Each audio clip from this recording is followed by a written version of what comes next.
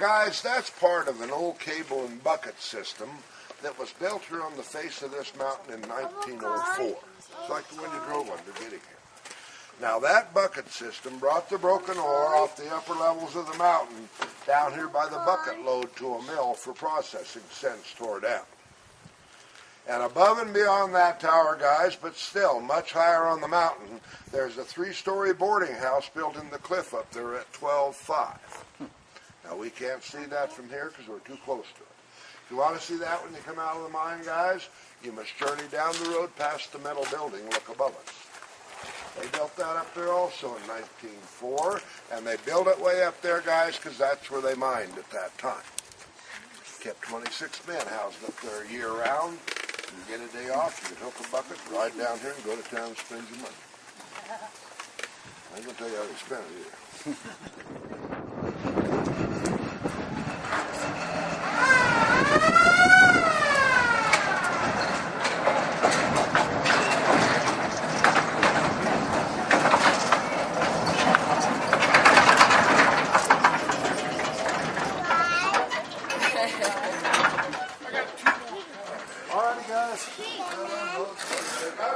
Distance with it at that time, and they ran out of money. And it sat here that way, clear up until 1967. Now in 67, a Texas oil company, Dixie Lynn from Odessa, came here to the Silverton area. They wanted to get in the hard rock mining industry, so they proceeded to do some exploration on the mountain above us. And they found up there now, during their exploration phase, an outcropping of white quartz rock that had some gold in it.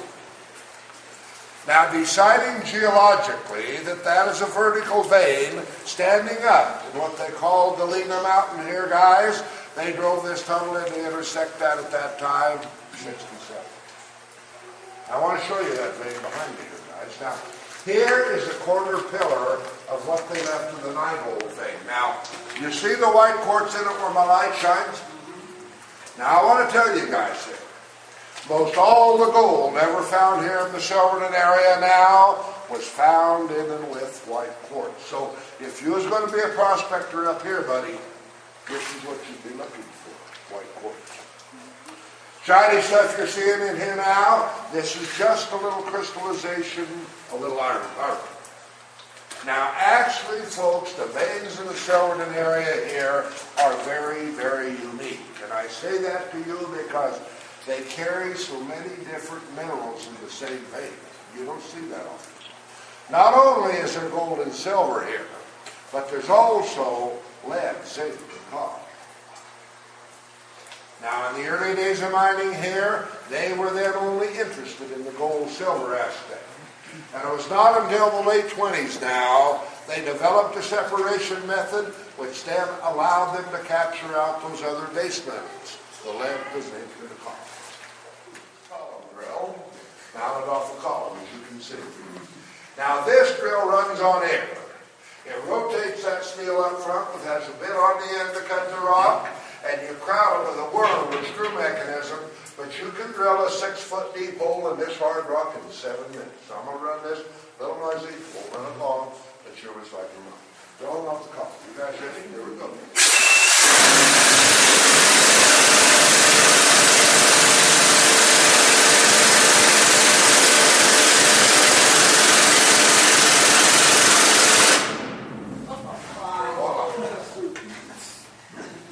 Now guys, the more modern drill, like they used in this mine, is on my right. This one is known as a jack leg. Now they call it that because it's got a pneumatic leg section on the bottom, and that pushes for you with air. You don't have to crank it to crowd it. I'm going to run it to, once again, it's a little noisy, guys. Drilling off the leg here today. Drill 5.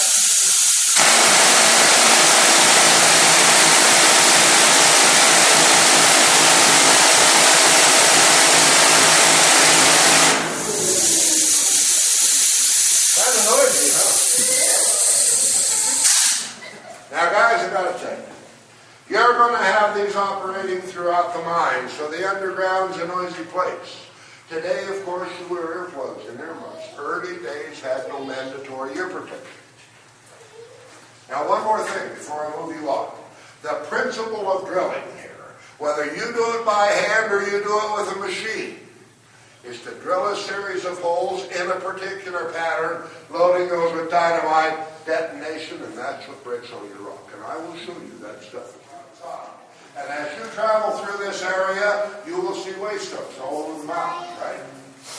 Well, guys, this is what you put it all in and trash it. Now, they make these in many sizes. This is the one. You know, in the early days after they blasted their rock, they used to load it into cars like this with a shovel. Called it a goose, with a muckstick or a banjo. Short distances, they pushed around mine by hand. Now, long trams, they used mules and burros. A lot of mules used in mining, guys. One mule can pull 3 to 5 of these, depending on the grade of your tunnel. Now, I don't know if you necessarily noticed coming in, but you came uphill to get here. Purposely done. That's the water ran out of the mine by gravity, all that loaded heavy traffic's downhill. Now I want to show you the thing that replaced the shovel in mining, this yellow thing on my left. This is called a mucking machine. Now, it's rather like a front-end loader ran by air. It runs on rail, as you can see.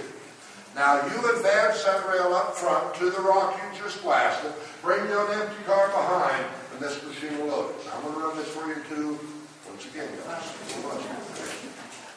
I'll show you how it runs. These are fun to run, but they're very dangerous.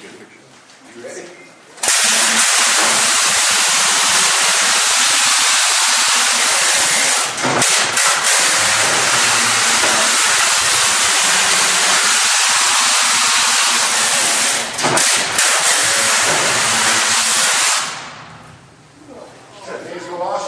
Side to side for full weight cleanup too. Now there's two things you got to remember, guys. If you ever run one of these, keep your head out of the way so when you got it. And keep it on the track that weighs over 2 tons. But I got to tell you guys, this thing would fill that car in less than a minute. When that car gets full, you push it off to a siding, bring another, get a string up and full, the trailers come in and take them out. This took a lot of work out of mine.